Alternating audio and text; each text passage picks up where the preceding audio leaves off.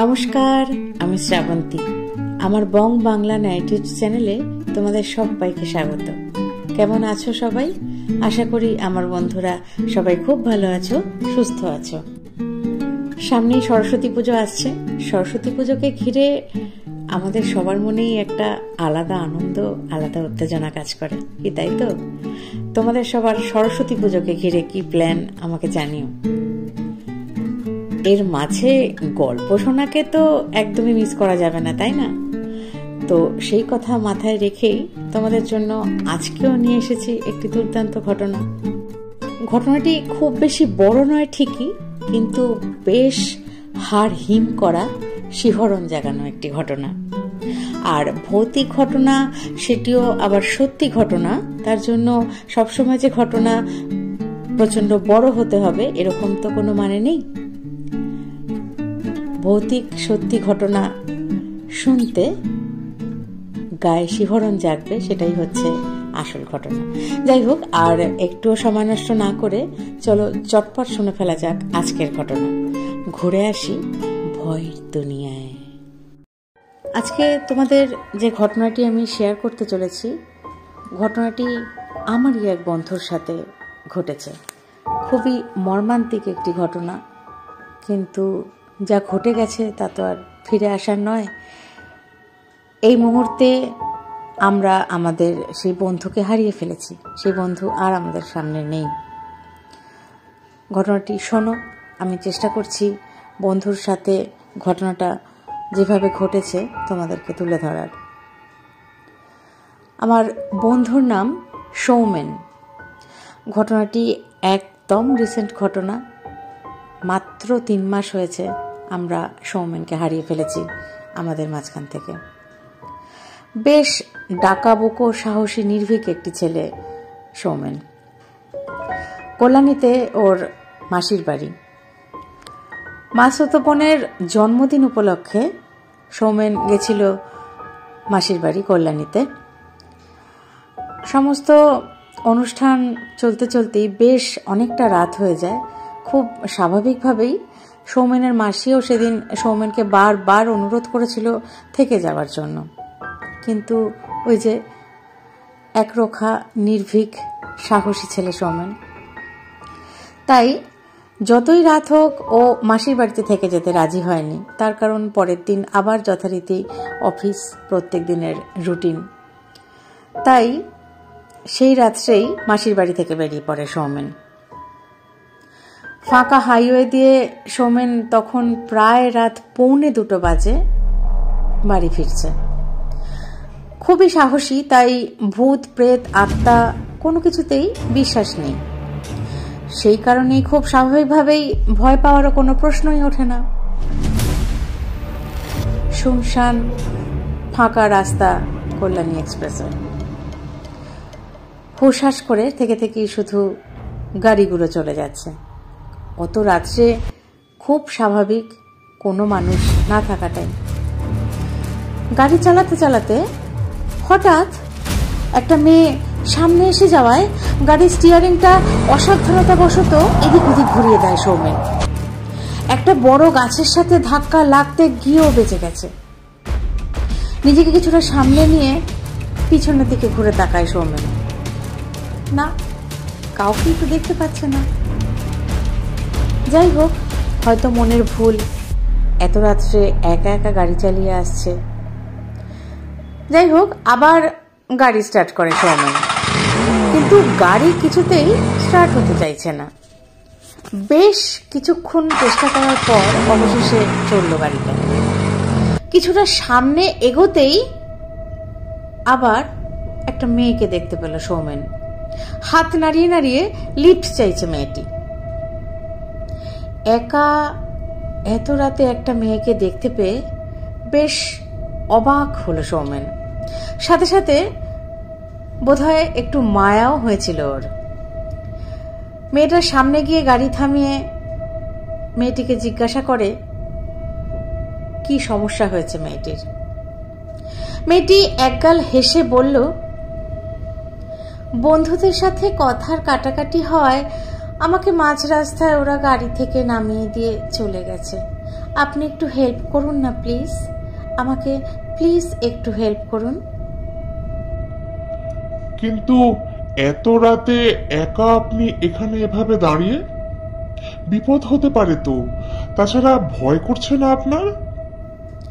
অবাক হয়ে সৌমেন জিজ্ঞাসা করে।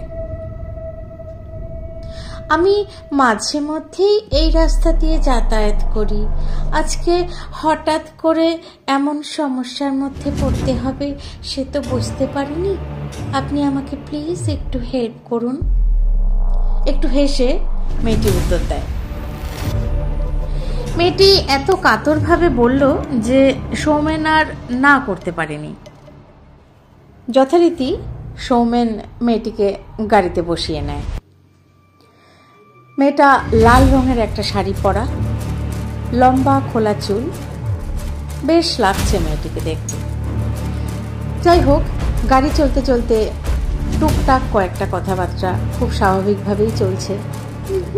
কতক্ষণ এভাবে গাড়ি চালিয়ে এসেছে সেটি বলা সম্ভব হচ্ছে না, তবে বেশ অন্ধকার একটা জায়গা ক্রস করার সময় হঠাৎ করেই চারিদিক থেকে এক তীক্ষ্ণ পৈশাচিক হাসি শুনতে পায় সৌমেন। অত রাত্রে নির্জন রাস্তায় হঠাৎ এভাবে পৈশাচিক হাসির কারণে খুব ভয় পেয়ে গেছিল সৌমেন। এই অবস্থায় পাশের দিকে অর্থাৎ পাশের সিটের দিকে চোখ যাওয়াতেই সৌমেন আরো অবাক হয়ে গাড়ির স্টিয়ারিং ছেড়ে দিয়েছিল। ও দেখতে পেয়েছিল পাশে বসে থাকা লাল রঙের মায়াবী দেখতে মেয়েটিকে। তার চোখগুলো রক্তিম লাল, হাতে নখগুলো যেন কোনো জঙ্গলি পশুর মতন বড় বড় তীক্ষ্ণ। নিজেকে আর সামলে রাখতে পারেনি সৌমেন। কি হয়েছিল সেই মুহূর্তে ঠিক তো বলা যাচ্ছে না। গাড়ি সোজা গিয়ে ধাক্কা মারে একটা বড় গাছে। ব্যাস, সব ফাঁকা। এরপর কতক্ষণ সৌমেন ওভাবে পড়েছিল ঠিক বলতে পারবো না আমি।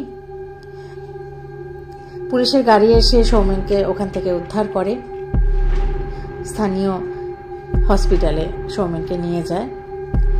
সেখানে যে বক্তব্যগুলো এতক্ষণ বললাম, অর্থাৎ মেয়েটির যে বর্ণনা, সেই বর্ণনা কোনো রকমে সৌমেন দিতে পেরেছিল। ব্যাস, তারপরেই সব শেষ। কোনোভাবেই সৌমেনকে আর বাঁচানো সম্ভব হয়নি। আমাদের সেই উজ্জ্বল প্রাণবন্ত নির্ভীক সৌমেন, আমাদের বন্ধু, যাকে আমরা চিরতরে হারিয়ে ফেলেছি। এই ছিল আমার বন্ধুর সাথে ঘটে যাওয়া এক মর্মান্তিক ঘটনা।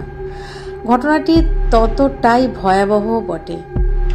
একবার খালি তোমরা ভেবে দেখো বন্ধুরা, কল্যাণী এক্সপ্রেসওয়ে সম্বন্ধে কম বেশি অনেক ঘটনাই কিন্তু আমরা এর আগে অনেকবার শুনেছি। আমি আমার চ্যানেলেও এর আগে কল্যাণী এক্সপ্রেসওয়ে নিয়ে ঘটনা বলেছি। আমার নিজের সাথে ঘটে যাওয়া ঘটনা তোমাদের সাথে আমি শেয়ার করেছি। এছাড়াও কল্যাণী এক্সপ্রেসওয়ে সম্বন্ধে কিন্তু অনেক ঘটনাই আমরা এদিক ওদিক থেকে শুনতে পাই। আমি জানি তোমরাও হয়তো কল্যাণী এক্সপ্রেসওয়েকে ঘিরে অনেক ঘটনাই শুনেছ, কিন্তু আমার বন্ধুর সাথে যে ঘটনা ঘটে গেল সেই ঘটনার ব্যাখ্যা তো কোনোভাবেই দেওয়া সম্ভব না, তাই না? এতটা ডিটেলস হয়তো আমরা জানতেও পারতাম না যদি না ওই কিছু মুহূর্ত বন্ধুটি বেঁচে থাকতো। ওখানেই যদি শেষ হয়ে যেত সবকিছু, তাহলে তো কি হয়েছিল, কি কারণে হয়েছিল কিছুই জানতে পারতাম না আমরা। হয়তো আমরা ধরে নিতাম ওর খারাপভাবে গাড়ি চালানোর কারণেই অ্যাক্সিডেন্ট হয়েছে, কিন্তু আদৌ কি তাই? আদৌ কি সৌমেন ওরকমভাবে রাফ ড্রাইভিং করছিল? আমার কিন্তু মনে হয় না, তার কারণ সৌমেন কিন্তু যথেষ্ট সচেতন একটি ছেলে ছিল। কি বলবো, সত্যি কোনো ভাষা খুঁজে পাওয়া যায় না, এত দুঃখজনক একটি ঘটনা। কে ছিল মেয়েটি? মেয়েটির কি ওখানে কোনো কারণে কিছু ঘটেছিল মেয়েটি কোনো অতৃপ্ত আত্মা? অবশ্যই অতৃপ্ত আত্মা। তার কারণ পুলিশ গিয়ে যখন সৌমেনের গাড়ি সমেত উদ্ধার করে তখন কিন্তু ওখানে কোনো মেয়েই ছিল না। তাহলে কে ছিল মেয়েটি? নিস্তব্ধ রাস্তায় গভীর অন্ধকারের বুক চিরে শোনা গিয়েছিল শুধু একটি আর্তনাদ। নির্জন রাস্তায় পড়ে রইল এক তরুণ যুবকের রক্তশূন্য দেহ। কেমন লাগলো তোমাদের ঘটনাটি আমাকে প্লিজ কমেন্ট করে জানিও। আমার ঘটনা পাঠ যদি তোমাদের ভালো লাগে তাহলে লাইক, কমেন্ট, শেয়ার করতে ভুলো না বন্ধুরা। তোমাদের কাছেও এই রকম ঘটনা, আমি জানি কারো না কারোর সাথে ঘটে যাওয়া কোনো ঘটনা তোমাদের কাছে আছে, আমাকে প্লিজ পাঠিয়ে দিও। ডেসক্রিপশন বক্সে আমার ইমেল আইডি দেওয়া আছে। সেই সব ঘটনা আমি তোমাদের সবার সাথে একসাথে শেয়ার করে নিতে পারবো। আর তোমরা তো জানোই সোমবার আর শুক্রবার সন্ধ্যে 6টা মানে বং বাংলা ন্যারেটিভসের তরফ থেকে দুর্দান্ত দুর্দান্ত ভয়ঙ্কর সত্যি ঘটনা তোমাদের কাছে আসতেই থাকে। তাই সেই সব ঘটনার সাক্ষী থাকতে গেলে আমার চ্যানেলটিকে সাবস্ক্রাইব করে আমার পাশে থেকো বন্ধুরা। আমাকে তোমরা উৎসাহ দিও আরও সামনে এগিয়ে যাওয়ার। আজ তাহলে এই পর্যন্তই। সবাই খুব ভালো থেকো, সুস্থ থেকো। আবার একটি ঘটনা নিয়ে চলে আসবো আগামী দিন। ধন্যবাদ।